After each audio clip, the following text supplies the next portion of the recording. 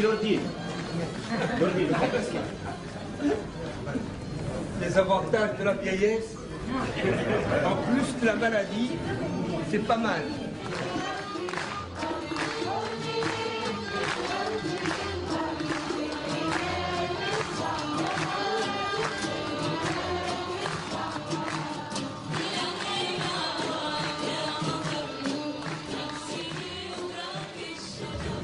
والله برشا فيكم يعرف بلي انا مريض، ومريض مرض ماهوش سهل.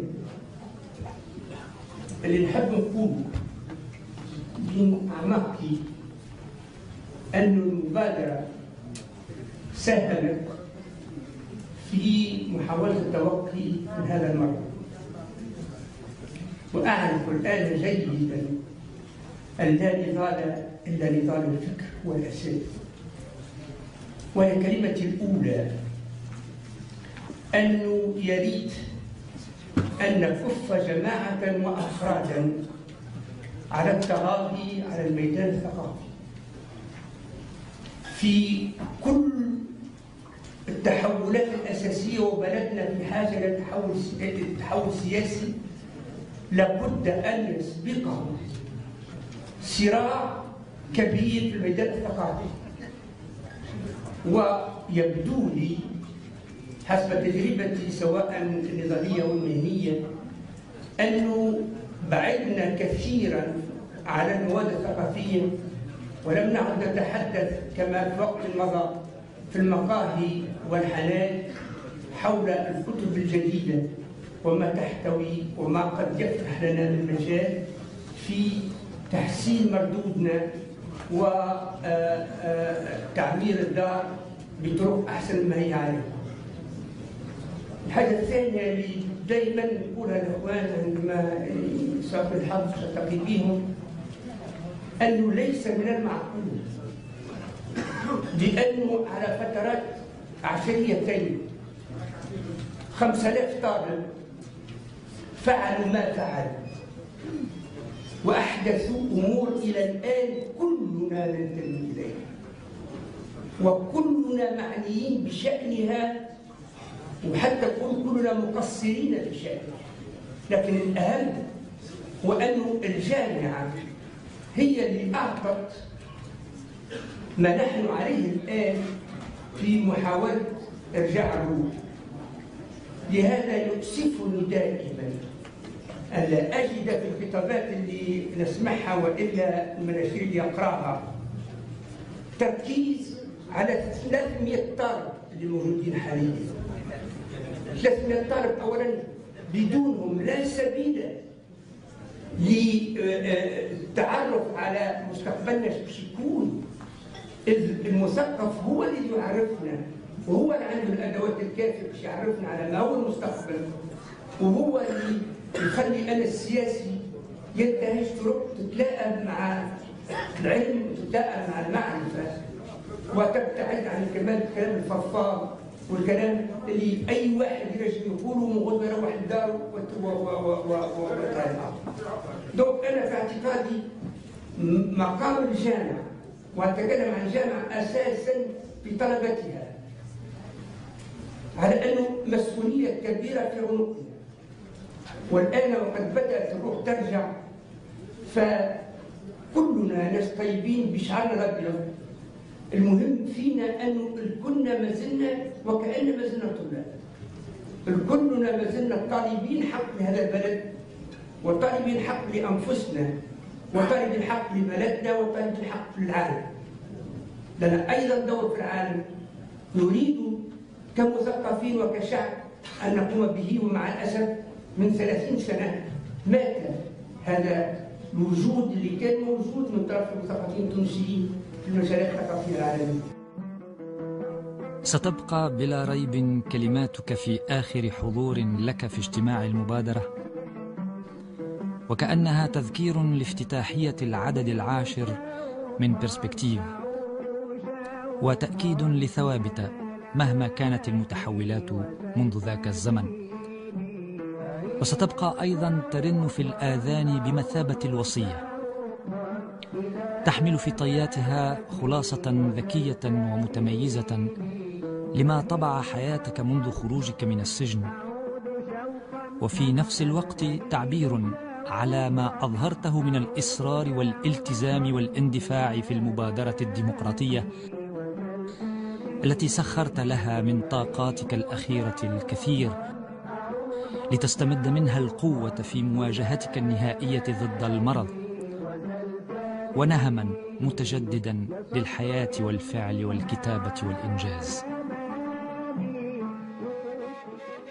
وصية حملتنا مسؤولية تلقيها يوم رحلتك الأخيرة من بيت الأهل إلى مقبرة الحامة التي أبيت إلا أن توارى بها، ولا أحد كان يتصور عكس ذلك. يومها دعوتنا لتشهد علينا نخيلها المتماوتة وهضابها الجرداء والبيت والأهل من بن زيد والحزم، مثلما أشهد علينا قبل شهرين رفيقك أحمد جبل المالوسي وعري قرية الكربة عملية استلام الأمانة وتحمل عبء الوصية. وصية تناقلها مشافهة أجدادك منذ أمد، وخطها البعض منهم بأحرف من نار ودم،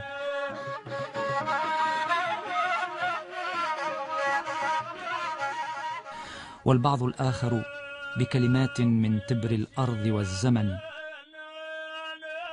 لتجد فيها المنبع الأصلي لوطنية ناشئة. ومن هذه المدرسة أيضا التي بناها جدك ليهب أبناء الحامة فرصة امتلاك السلاح المعرفي لمواجهة المستعمر.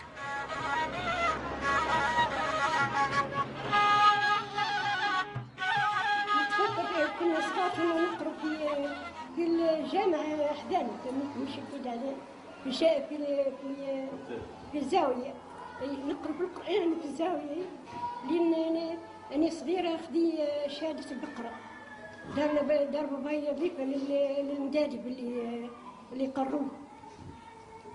هذاك هو مشي قعد يقرأ بالقرآن، ومشي عاد قري في المدرسة في بنيتنا في وسط البلاد، فهميتي؟ اي عاد ساعتها ياخذوا السيرتيفيكا والسيزيام. نور الدين الله يرحمه زملت معاه لمدة سنة كاملة، سنة دراسية 49-50، وجلسنا معنا في طاولة واحدة لمدة عام كامل. كان من الناس الناشطين، كان ذكي مجتهد، لما اضطر المدير يتحضرنا للشهادة الابتدائية باش ياخذ له رخصة خاصة من مدير التعليم الابتدائي وقتها، لأنه ما عندهاش العمر باش تحضر الشهادة الابتدائية، دون العمر فهمتني، وتحصل على الرخصة هذيك ونجح في الشهادة الابتدائية بامتياز. كان هو حريص على أن يذهب في التربية للظهر، يتعرف على حياة البادية وطبائعهم وتقاليدهم وحياتهم. كان ديما في الربيع يمشي يعدي عطلة الربيع في الظهر. تقول لا بدات في 54، واللي ما يعرفوش ناس ما يعرفوش. الحاجة اللي ألمتني أكثر من غيرها لأني كان عندها تأثير سلبي على حياتي الجامعية والمدرسية، هو من جملة الامتيازات أني نجحت في السيزيام من الحامة بالعلوية، واكتشفت في الانترنات حاجات ما كنتش نتصور أني موجودة. أولا اختلاف المدن واختلاف اللهجات واختلاف الكذا، اللي من الحمامات واللي من باجة واللي من تروين كنت كنا روحنا دكتورس أكبر اللي كنت نتصور في الحالة بتاعي رغم أني أم الدنيا. ثم مخالطة الطليان والفرنسيس اللي كانوا موجودين معنا، مدخل حقيقي. في 54 صارت مظاهرة في العلوية مساندة للدستور، مجتمعين في الكور سنترال بتاع العلوية. ما لقيتش نعمل، السكرتير جنرال بتاعنا اسمه سي بيونكي حط ساقه على الحوض نتاع السبالة، والسبالة البيستون. مشيت نجري وضربت الروبيني، دونك الماء صار على بدني والكل. الجمعة من بعد عملوا كونسيل ديسيبلين، وكنت واحد من 11 اللي طردوهم من العلوية من الانترنا. مع الأسف تطريدا من الانترنا كان ثمنها قوي برشا على مسيرتي الدراسية على كل حال.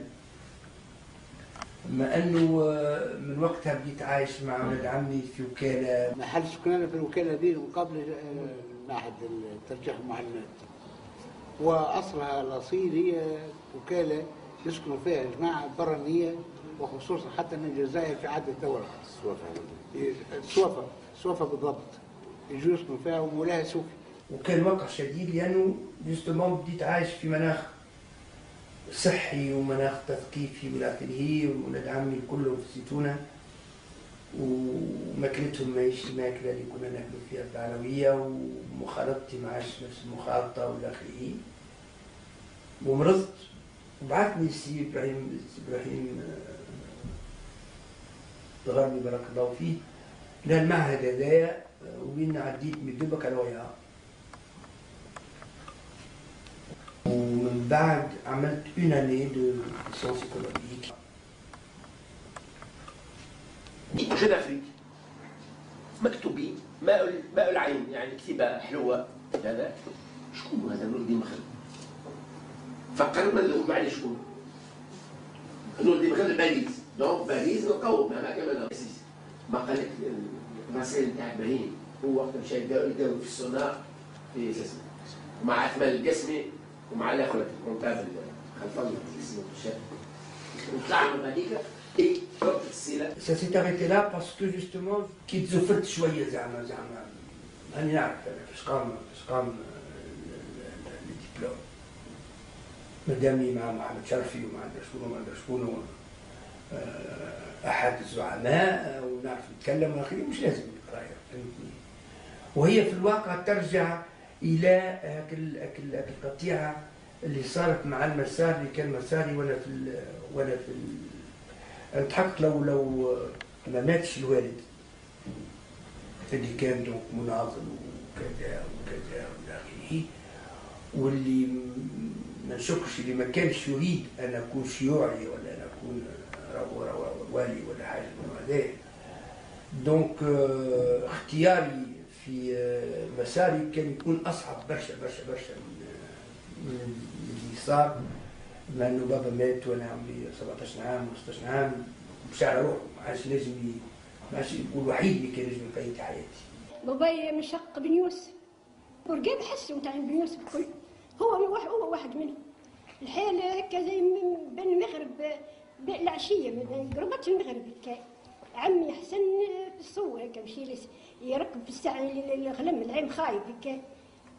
قال حاج علي تو نكلمك في بيرونا هنا في حدا المكتب في البيرو، نقول لك انت نجي وانت ركبت الغلم وانت نجي. نهار جمعه ما كنت عندي توني صغيره حذمي هكا، ونهار جمعه ندير كرسي باللحم كاني قاعده حذمي هكا لابس شبه هكا قبل يلبس الزوز البرامل هكا يفطر. قال هاني ماشي نصلي في الجمعه وتو نجي البيرو نترقب حسن ايش يقول. قالت له باه مشي دار اهلي فميك صلى في جماعنا الجمعه، وبعد دار منك كذا يقولون مثلا هم هانهم فيها قهوه فميك قهوه عاملين روحهم يلعبوا في اليمين، وانا اللي يتعدى يلقى العساسه لابسين هكا شاشات، انا عاملين روحهم يلعبوا في اليمين زوز، كل واحد تحت فرفر عاملين روحهم يلعبوا في اليمين في القهوه. هو كلم عمي قال له هاني تروح غدوه تنبيت الليله راني غلم ركبتها للشرق قلت نروح غدوه. هو جاي برنوس على كتفه هكايا وعرضه ولد عمي قال له حاج يسيك بالخير، قال يسيك بالخير كلامي لاباس، قال له ونكون قال راني كلمني حسن وكنت نصلي كلمني حسن وتوك مرة برنوس على كتفه. هو يقدم روحه وما يقدم روحه، اعطاه الاول والثاني. بعد ما اغتيل والده في الكفاح الوطني وليت انا راعيه وخذيت بيده، خاصة 55 و56 و57، وبالأخص عندما أصيب بمرض الرئة، فهمتني، وكنا خفنا عليه ياسر، وتوسطنا برشا وصايت وهديناه المستشفى أبو القاسم الشابي، قعد فيه تقريبا 6 أشهر، وكان الحظ والحياة معاه ذهن من المرض هذاك، ومن بعد واصل تعليمه حتى مشى لفرنسا، وجاء من فرنسا. كي جاء فرنسا من هنا كذلك كان اتصالي به اتصال متين، حتى المعتقدات والاتجاهات المتباينة بيني وبينه لم تفسد الود بيناتنا، ولم تفسد يعني الرعاية اللي نرعى فيها واللي يرعاني هو فيها أيضا. وكان هو رحمة الله عليه يمتاز بخصال أنتم تعرفوها أيضا، الخصال التي كان يتميز بها والده، خذاها الميزات اللي كانت عند الوالدة في صحة المعتقد والدفاع على راية وعدم التنازل في كل ما يعتنقه من آراء وتفكير. أخذها نور الدين أيضا، ولكن في اتجاه غير الاتجاه اللي كان فيه والده. كان والده الله يرحمه وأنا معاه حبينا نربوه تربية دينية حتى لين مات أبوه، وقعد في كفالة عمه المرحوم جلال خضر اللي هو كان من مثقفي الحامة. بعد ما مشي لفرنسا وقعدنا احنا نتأسفوا على غياب علينا، وعلى حصة وقت اللي دخلت في عمل لي الجمعية نتاعهم نتاع هذيك البرسبكتيف ولا يسموها آفاق، باللغة العربية يسموها آفاق. وقتها ثم والي هنا يقول أحمد باللالونة، وعندي صداقة معاه من قبل لا يولي والي. ليلة من الليالي قال لي سي طيب، قال لي لو انت هكا الشبيب هذاك نور الدين ولد اختك؟ قلت ايه ما هو ولد خوك. اول مره دخلت الحبس في 66، معناها ما قعدناش برشا، شدوا باكوات بتاع برسبكتيف وهزونا خلونا جماعتين جماعة لغاية التعرف على كيفاش يجيو جلات الأمة والطرق والآخرين. هذه اللي أول مرة 66 حضرتنا اللي جاية، عرفنا شكونهم وكيفاش يعملوا صداقاتهم. اللي بعدها مباشرة 68 ما مشيتش مع الأولاد بتاع 67 للعسكر، خاطر من 66 إلى 68 ما وقع إلا تجنيد بعض الطلاب العسكريين والشمالي كشو وبالجنات إيفيدامون 67 يعني هو الأكبر يعني، وخاضت الجامعة أساسا مسألة الجامعة. عندما يسد الليل غزلا من خيوط العتمة خلف أسوار السجن، تجد الأضواء الكاشفة المطلة من برج العسة لذة ومتعة في تمزيقها. يرتفع من أحشاء السيلونات صوت الحلم متحديا السجان، فيتعانق وجدان الشباب المثقف الثوري بوجدان شباب الحق العام، ليتلاقى نغم مزود أحياء الوحل والبؤس بإنشاد بروليتاريا العالم.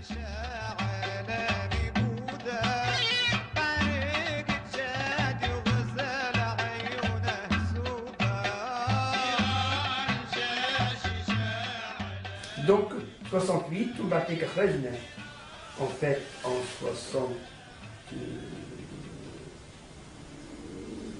70 ومن بعد رجعنا en 71 cette fois pour les 7 années.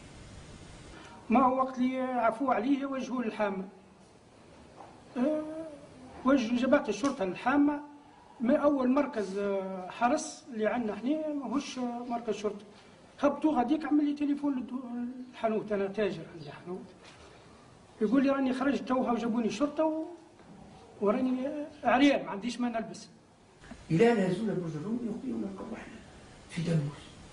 أنا مرينا بالتعذيب دابا ما نكونش نتصوروا بأنه المجهزين لتلك الكمية من التعذيب واللي كان معرفة بوسائل التعذيب، حتى واحد فينا ما كان يتصور أنه برج الرومي موجود.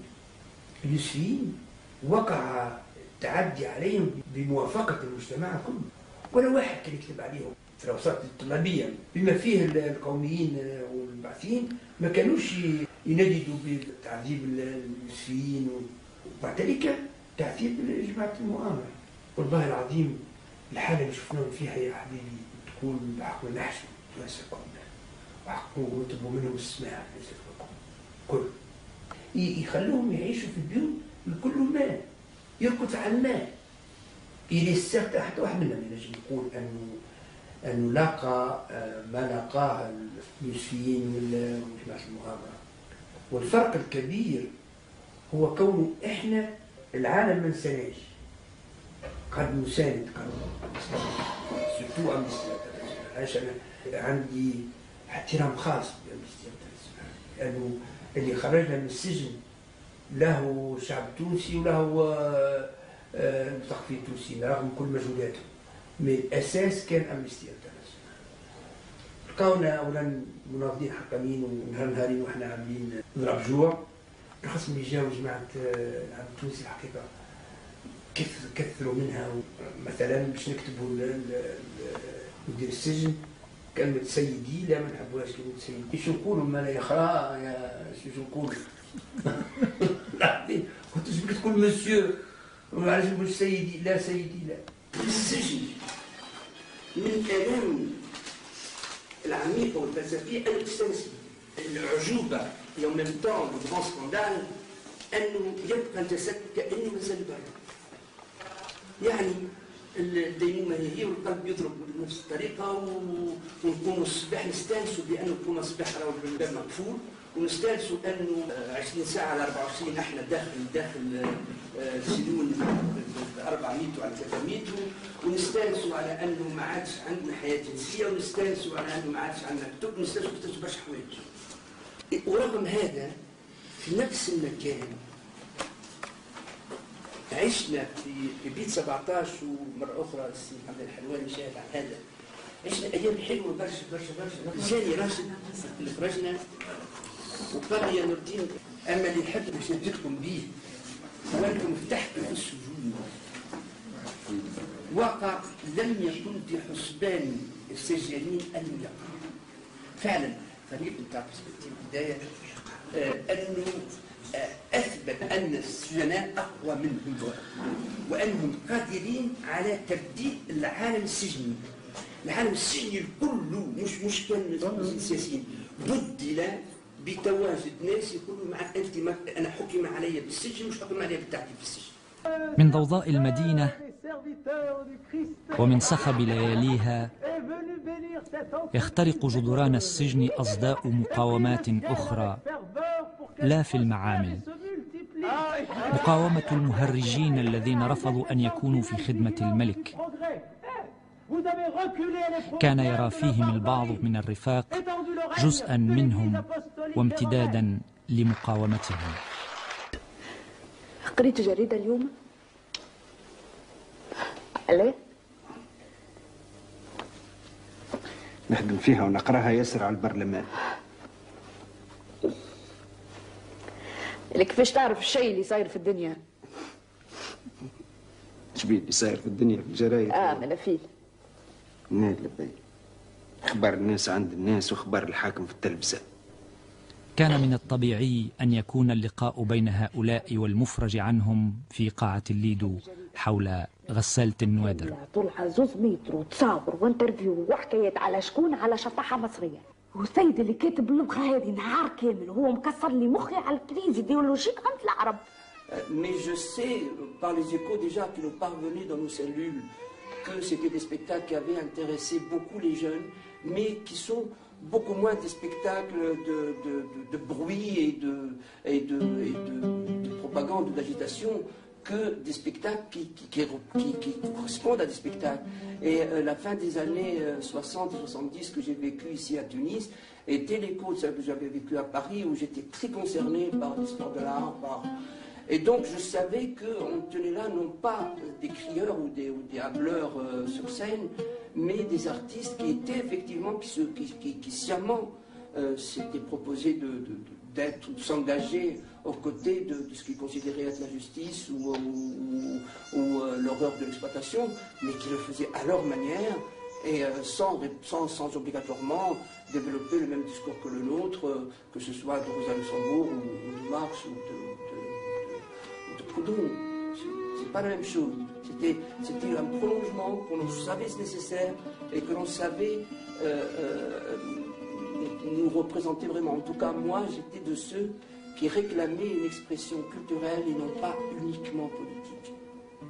C'est pour ça que très vite, j'ai compris qu'il y avait là en Tunisie quelque chose de différent et quelque chose qui pouvait porter loin l'écho et qui justement ne craint pas la facilité de la difficulté de la création et peut convaincre le spectateur, même s'il n'est pas formé, qu'il est capable d'entendre un discours culturel sur des questions de la douleur ou de la violence ou de la faim.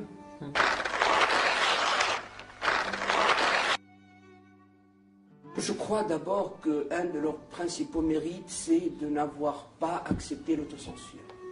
Je crois que un des mots qui nous ont rongés, qui continuent à ronger l'élite dans ce pays, c'est l'autocensure. Ils se mettent en tête tout de suite que jamais une cause n'est gagnée, que jamais on ne pourra battre un rond de cuir et que c'est toujours le politique qui va nous lier et ne rien nous permettre. Chose en laquelle, fatalement, nous, jeunes épris de liberté, nous refusions et nous réclamions très fortement notre droit à la vie tout aussi égale que celle d'un président de la République. Et pour nous, un président de la République n'est pas plus honorable que le citoyen normal et que s'il faut que quelqu'un rende des comptes, c'est bien lui et non pas nous en tant que citoyens. Ce qu'il y avait en eux, à des niveaux divers sans doute, c'était aussi cette conviction que c'est leur droit absolu d'indiquer leur citoyenneté, c'était leur droit absolu de dire ce qu'ils avaient envie de dire, et que personne au monde n'est capable de les empêcher de le dire, pour peu qu'évidemment il y a des lois, etc.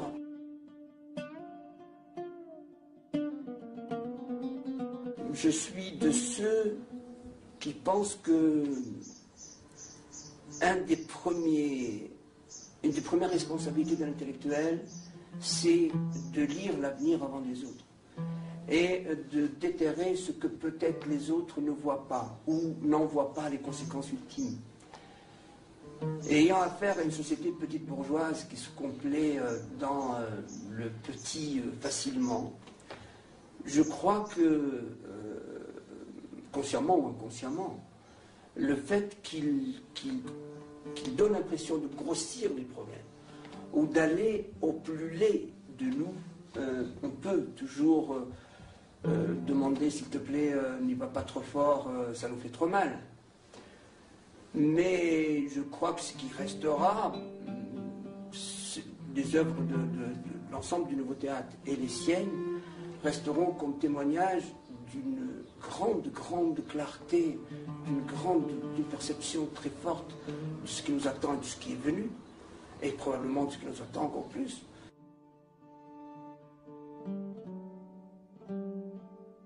C'est vrai que le nombrilisme de nos romans, trop de cinéma dit d'auteur, avec tout ce que ça a représenté, y compris la cinématographie arabe, j'en suis conscient.